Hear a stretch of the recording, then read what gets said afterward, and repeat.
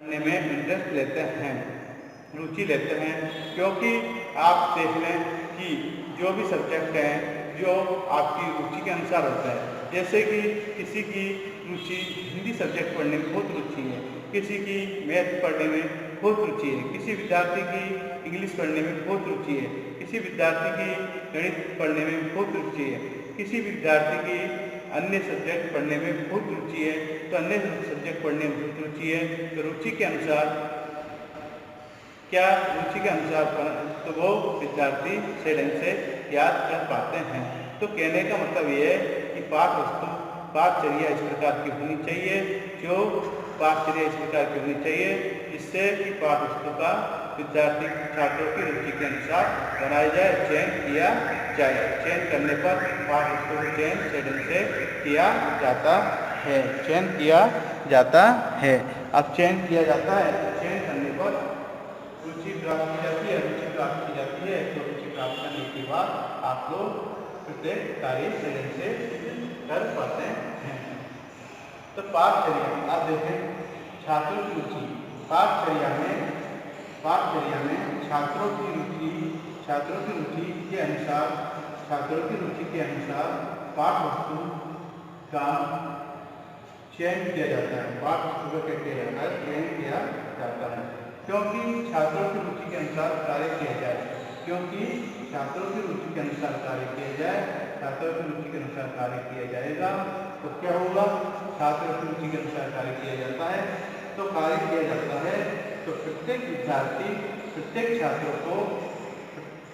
प्रत्येक छात्रों को पाठ वस्तु को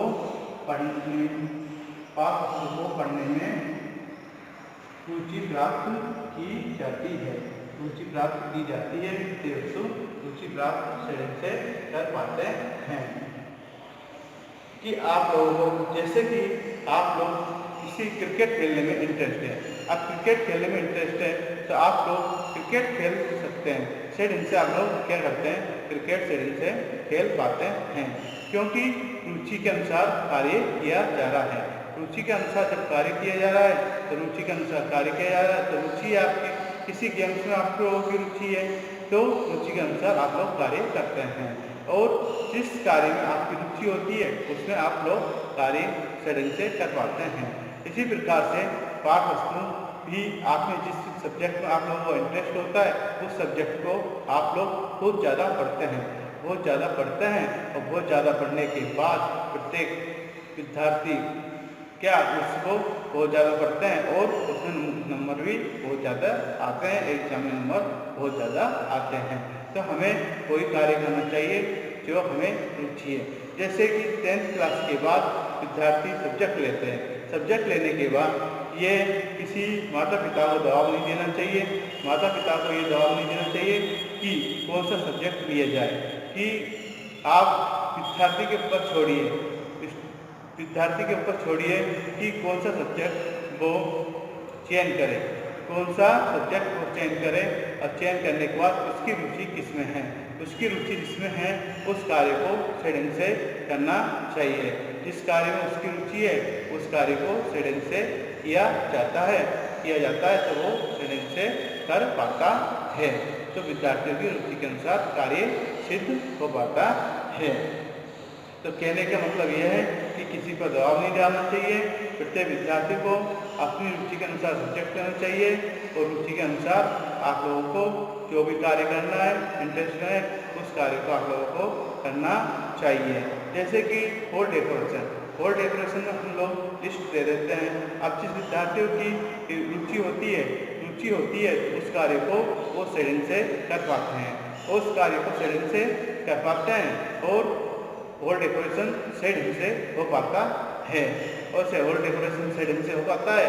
क्योंकि रुचि है, वही जिन विद्यार्थियों की रुचि होती है बीएड कर रहे हैं तो वो बीएड रुचि करने वाले विद्यार्थी नाम लिखा देते हैं, और वो सही ढंग से हम लोग उनको बताते रहते हैं, निर्देश देते रहते हैं कि हम इस प्रकार से ये कार्य करना है। तो प्रत्येक विद्यार्थी को रुचि के अनुसार कार्य करना चाहिए। प्रत्येक विद्यार्थी को रुचि के अनुसार क्या करना चाहिए? कार्य करना चाहिए। छात्रों की रुचि किसमें? छात्रों की रुचि के अनुसार कार्य होना चाहिए। पाठचर्या में छात्रों की रुचि के अनुसार पाठ वस्तु का चयन किया जाता है। पाठ वस्तु को क्या किया जाता है? चयन किया जाता है, क्योंकि छात्रों की रुचि के अनुसार कार्य किया जाता है। छात्रों की रुचि के अनुसार क्या किया जाता है? कार्य किया जाता है। छात्रों की रुचि है, उसके अनुसार कार्य किया जाता है। कार्य किया जाता है तो प्रत्येक छात्रों को पाठ वस्तु को पढ़ने में रुचि प्राप्त की जाती है। पाठ वस्तु पढ़ने में क्या की जाती है? रुचि प्राप्त की जाती है। रुचि प्राप्त की जाती है। मूल्यांकन, चौथा पॉइंट है मूल्यांकन।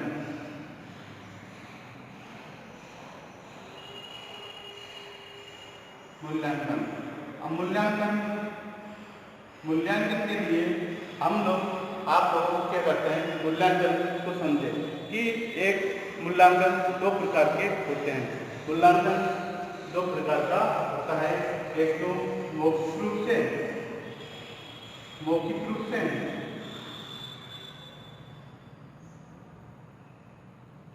दूसरा लिखित रूप से।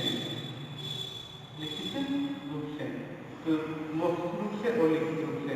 मौखिक रूप से तो क्या होता है कि हम लोग आप लोगों को क्लास के अंदर पूछा जाता है, जो पढ़ा दिया गया है उसमें आप लोगों से पूछा जाता है, तो वो मौखिक रूप से कहलाता है। और लिखित रूप से जैसे कि टेस्ट लेते हैं आप लोगों के, हम लोग टेस्ट लेते हैं और एग्जाम ली जाती है, तो एग्जाम लेने के बाद आप लोगों को ये कार्य किया जाता है। तो एग्जाम लेने पर ये कार्य सही रूप से किया जाता है। एग्जाम ली तो ये क्या हो गया? निश्चित रूप से मूल्यांकन किया जाता है।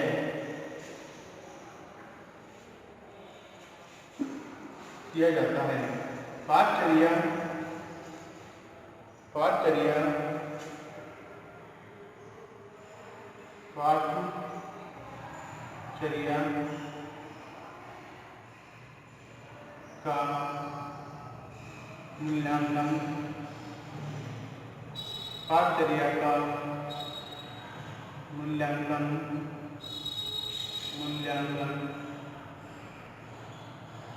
पाठ वस्तु, पाठ के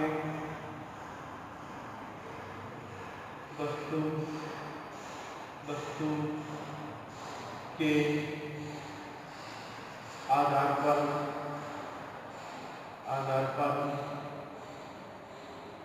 किया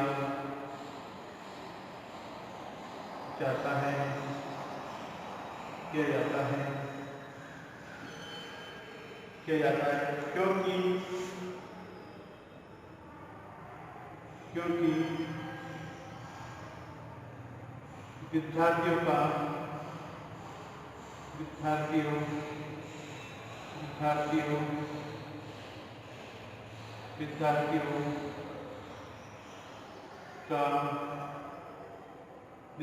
का ये पता लग जाता है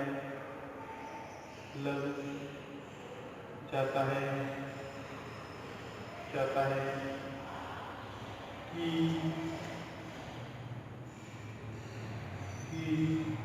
कौन सा विद्यार्थी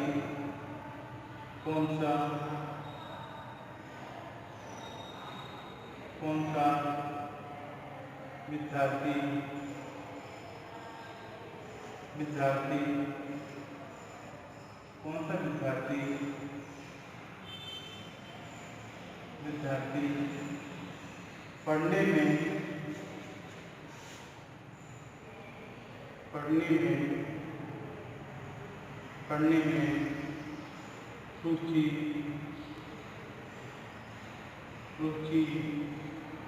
लेता है। कौन सा विद्यार्थी पढ़ने में रुचि लेता है? मैंने बता दिया आप लोगों को कि मूल्यांकन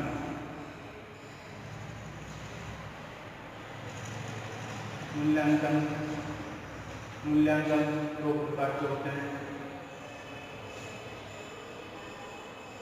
मौखिक, दूसरा है लिखित, दूसरा जो होता है लिखित। अब मौखिक और लिखित, मौखिक और लिखित में क्या होता है कि जो हम लोग क्लास के अंदर पढ़ाते हैं तो वो मौखिक कहलाता है। और लिखित क्या होता है, जो हम लोगों ने लिखा, जो आप लोगों से मतलब एग्जाम में परीक्षा में पूछा जाता है, उसे हम लिखित मूल्यांकन कहा जाता है। और मूल्यांकन होना बहुत जरूरी है। तो पाठचर्या का मूल्यांकन, पाठचर्या का चयन पाठ वस्तु के आधार पर किया जाता है, पाठ वस्तु के आधार पर किया जाता है और पाठ वस्तु के आधार पर ही विद्यार्थी का मूल्यांकन किया जाता है। मूल्यांकन दो प्रकार के होते हैं कि मौखिक और लिखित। मौखिक रूप से आप लोगों को क्लास के अंदर पूछा जाता है और लिखित रूप से आप लोगों से एग्जाम के अंदर पूछा जाता है, तो वो मूल्यांकन कहलाता है। मूल्यांकन, फिर अगला पॉइंट है मूल्यांकन। मूल्यांकन में पाठचर्या का मूल्यांकन पाठ वस्तु के आधार पर किया जाता है। पाठ वस्तु के आधार पर क्या किया जाता है, मूल्यांकन किया जाता है। मूल्यांकन किया जाता है, विद्यार्थियों का ये पता लगाया जाता है, विद्यार्थियों का पता लगाया जाता है कि कौन सा विद्यार्थी पढ़ने में रुचि लेता है, कौन सा विद्यार्थी पढ़ने में इंटरेस्ट है। इंटरेस्ट है तो उस विद्यार्थी का पता लग जाता है। अब मूल्यांकन मौखिक और लिखित दोनों रूप से होता है। मौखिक आप लोगों को जो हम क्लास के अंदर पूछा जाता है उसे मौखिक कहा जाता है। लिखित जो परीक्षा या टेस्ट के अंदर पूछा जाता है उसे अपन लिखित मूल्यांकन कहा जाता है। फिर है अगला पॉइंट है शिक्षा अधिगम सामग्री के प्रयोग में योगदान। अगला पॉइंट शिक्षा सामग्री की योगदान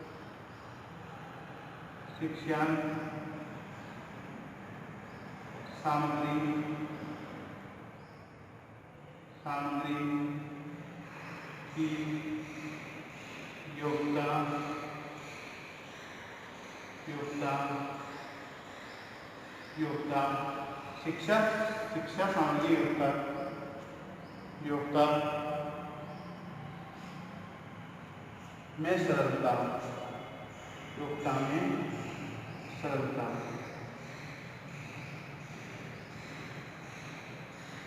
शिक्षा सामग्री की योग्यता में सरलता। शिक्षा सामग्री की योग्यता में सरलता क्या है कि शिक्षा सामग्री सही होगी तो सही ढंग से कार्य किया जाता है। और इसमें आप लोगों को ये बताया जाता है शिक्षण अधिगम सामग्री के प्रयोग में शिक्षण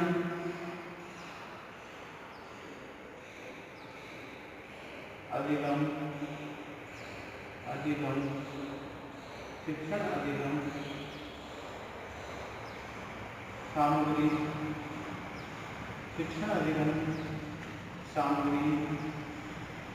सामग्री का प्रयोग, शिक्षण सामग्री का प्रयोग, शिक्षण अधिगम सामग्री का प्रयोग शिक्षा सामग्री की योग्यता, शिक्षा सामग्री की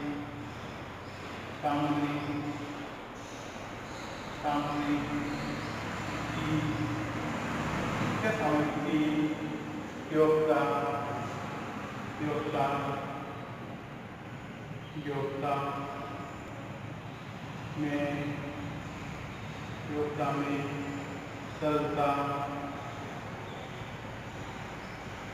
सरलता ली जाती है, सरलता होती है।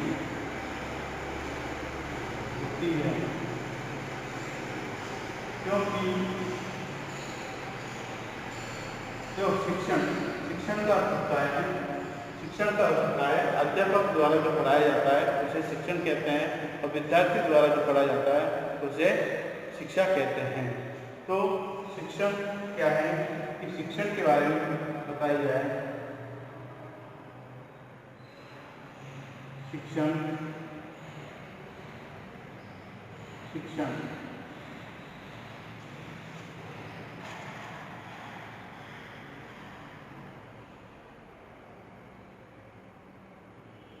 अध्यापक के द्वारा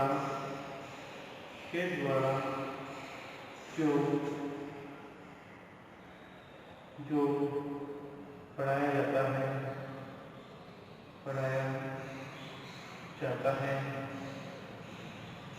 है उसे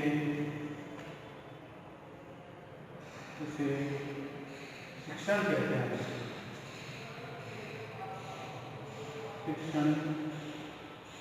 कहते हैं। यहाँ पर दो शब्द आए हैं, कहते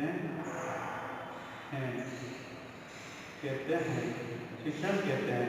और अधिगम क्या होता है? शिक्षण के बाद अधिगम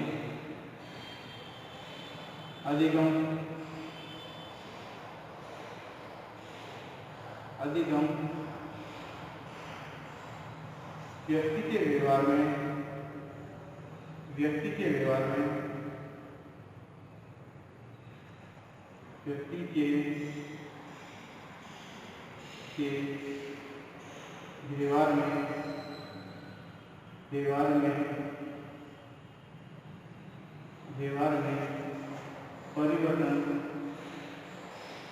परिवर्तन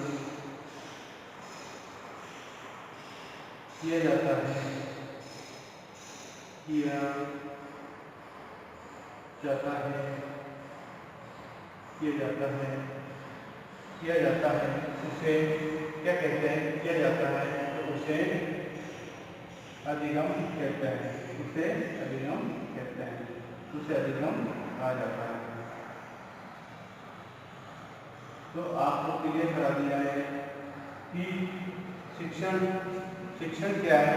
अध्यापक के द्वारा जो पढ़ाया जाता है उसे शिक्षण कहते हैं। अध्यापक के द्वारा जो पढ़ाया जाता है उसे शिक्षण कहा जाता है। और शिक्षण कहा जाता है। अधिगम का अर्थ बता दिया आपको। व्यक्ति के व्यवहार में परिवर्तन किया जाता है, उसे अधिगम कहते हैं। अब सामग्री का प्रयोग किया जाता है। अपन लोग सामग्री का प्रयोग करते हैं। सामग्री का प्रयोग किया जाता है। सामग्री का प्रयोग करते हैं जैसे सामग्री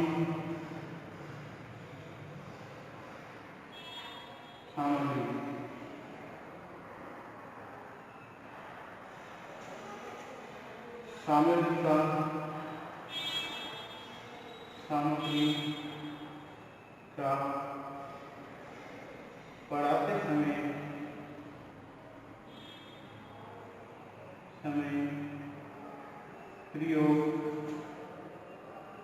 पढ़ाते समय प्रयोग किया जाता है। सामग्री का क्रिया का पढ़ाते समय प्रयोग किया जाता है। सामग्री का पढ़ाते समय क्या किया जाता है? प्रयोग किया जाता है, उसे सामग्री कहा जाता है। अब सामग्री के बाद सामग्री का प्रयोग किया जाता है। प्रयोग करने के बाद शिक्षा सामग्री शिक्षा का अर्थ समझ लें।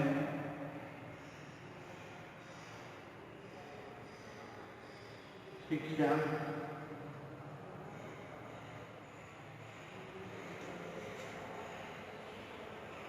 छात्रों द्वारा जो पढ़ाया जाता है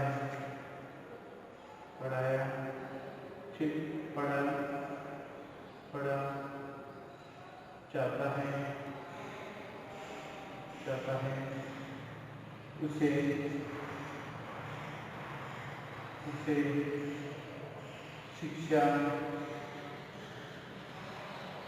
शिक्षा कहा जाता है।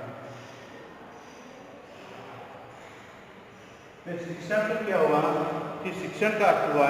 कि शिक्षण का अर्थ हुआ है कि अध्यापक के द्वारा जो पढ़ाया जाता है उसे शिक्षण कहा जाता है। और शिक्षा क्या हुआ कि छात्रों के द्वारा जो पढ़ा जाता है उसे शिक्षा कहा जाता है। आप शिक्षा कहते हैं। शिक्षा कहते हैं। फिर उसके बाद सामग्री आप लोग प्रयोग करते हैं, पढ़ाते समय सामग्री का प्रयोग किया जाता है। अब इसकी योग्यता में सरलता, अब योग्यता में सरलता ली जाती है, मतलब शिक्षा सामग्री की योग्यता में सरलता प्राप्त की जाती है। शिक्षा सामग्री की योग्यता में इन सभी से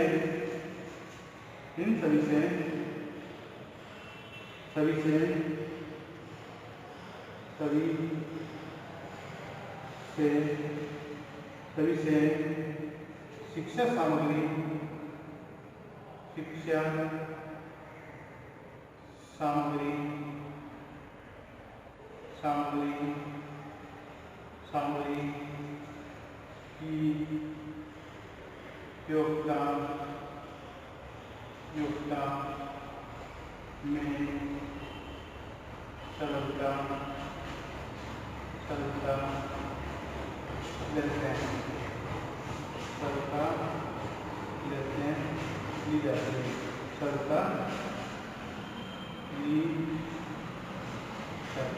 सरलता ली जाती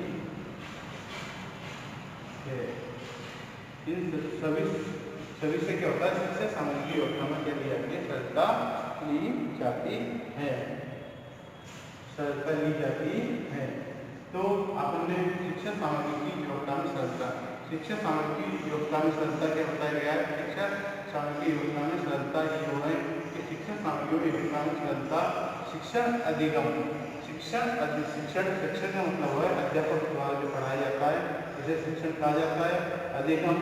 अधिगम क्या हुआ, व्यक्ति के व्यवहार में जो परिवर्तन आता है उसे अधिगम कहते हैं। और सामग्री का पढ़ाते समय प्रयोग किया जाता है। शिक्षा क्या हुई कि विद्यार्थी द्वारा जो पढ़ाया जाता है उसे शिक्षा कहते हैं। और शिक्षा सामग्री प्रयोग किया जाता है, जैसे पुस्तक की योग्यता में सरलता प्राप्त होती है। ये विद्यार्थियों आपकी ये वीडियो समझ में आ गई होगी और इसको लाइक करें।